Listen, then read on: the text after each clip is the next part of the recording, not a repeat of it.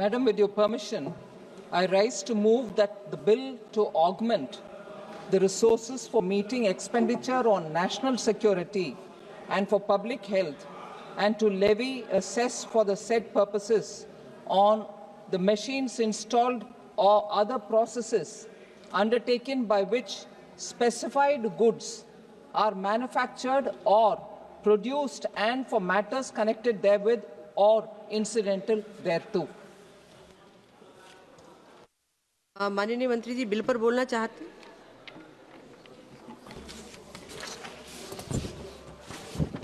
धन्यवाद जी।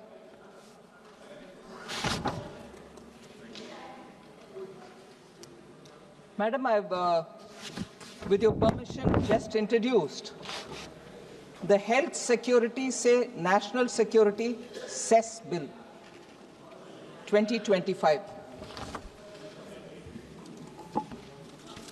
The purpose of this bill, Madam, is to create a dedicated, predictable source of resource for two domains of national importance. So the resource stream that we want to get by introduction of this bill and by passing of this bill, when it becomes an act, we expect a predictable resource stream for two domains of national importance. One is the health security. Given the significant health burden generally for all governments, both center and state, that arise out of consumption of demerit goods like pan masala. And the second domain pertains to national security. National security requires sustained investment, Madam, to keep pace with evolving security needs. So, this is a cess, and it is placed not on any essential commodity. That has to be very clear from the beginning. The purpose of this cess is, of course, to levy a cess, but on a demerit good. It is not on essential commodities.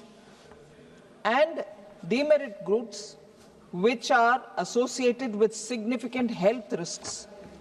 And therefore, we wish to impose such costs so that it is a deterrent, so people tend not to use it.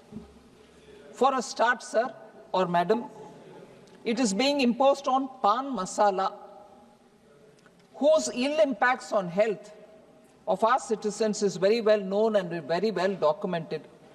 So it ensures that critical national priorities are funded without burdening ordinary citizens on essential consumption.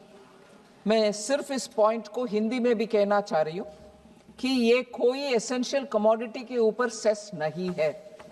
ये सिर्फ ऐसे एक demerit वस्तु और चीज है जैसे पान मसाला, जिसका खाने में हेल्थ के खतरा है, जिनको भी खाने वाले हर एक का उससे उनका हेल्थ का नुकसान ही होएगा।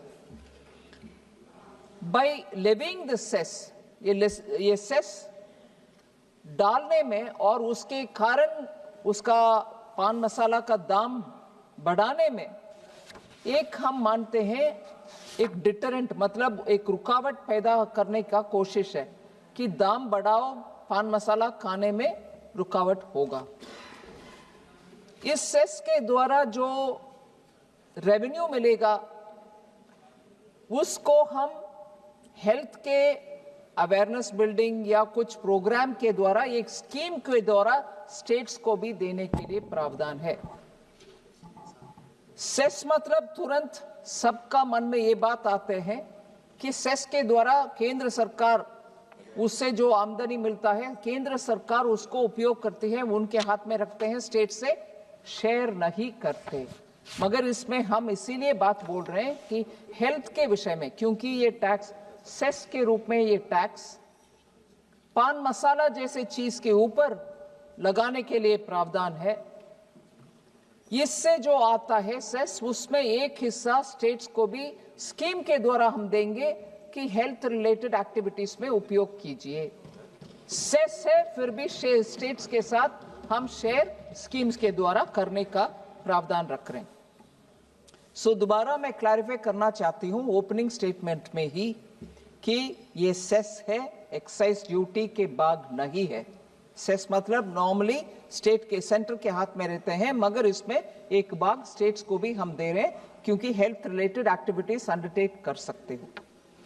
मगर ये एक स्पष्टता मैं पहले से देना चाहती हूं क्योंकि पान मसाला जीएसटी के सिस्टम में भी है और उधर डीमेरिट के नाम पर क्योंकि कैटेगराइज किया गया है, इसके ऊपर सबसे ज्यादा जो जीएसटी सिस्टम में आप लगा सकते हो टैक्स 40%, वो इसके ऊपर भी लगाएंगे जीएसटी के सिस्टम में। क्योंकि ये आइटम ऐसा आइटम है, पान मसाला जीएसटी सिस्टम में भी है, इधर हम सेस लगा रहे हैं। क्या हम जीएसटी को वीकन करना चाह रहे हैं, तोड़मोड़ करना चाह रहे हैं, उसमें कुछ बाधा पहुंचाना इससे होगा? नहीं, क्योंकि जो जीएसटी सिस्टम के मुताबिक होगा 40% टैक्स पान मसाला के ऊपर, पान मसाला कंजम्पशन के ऊपर वो बरकरार है, उसमें कोई कुछ बाधा नहीं होगा।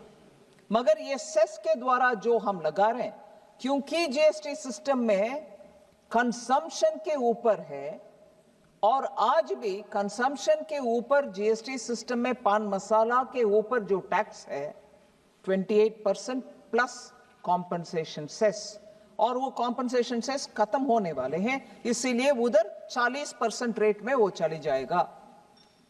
मगर इसके बाद भी आज भी पान मसाला बहुत सारे टैक्स में नहीं आते क्योंकि उधर कंजम्पशन के बेसिस में जीएसटी लगाते हैं और कैपेसिटी मशीन का और ज्यादा भी है, कैपेसिटी के ऊपर, उत्पादन के ऊपर टैक्स नहीं है जीएसटी में।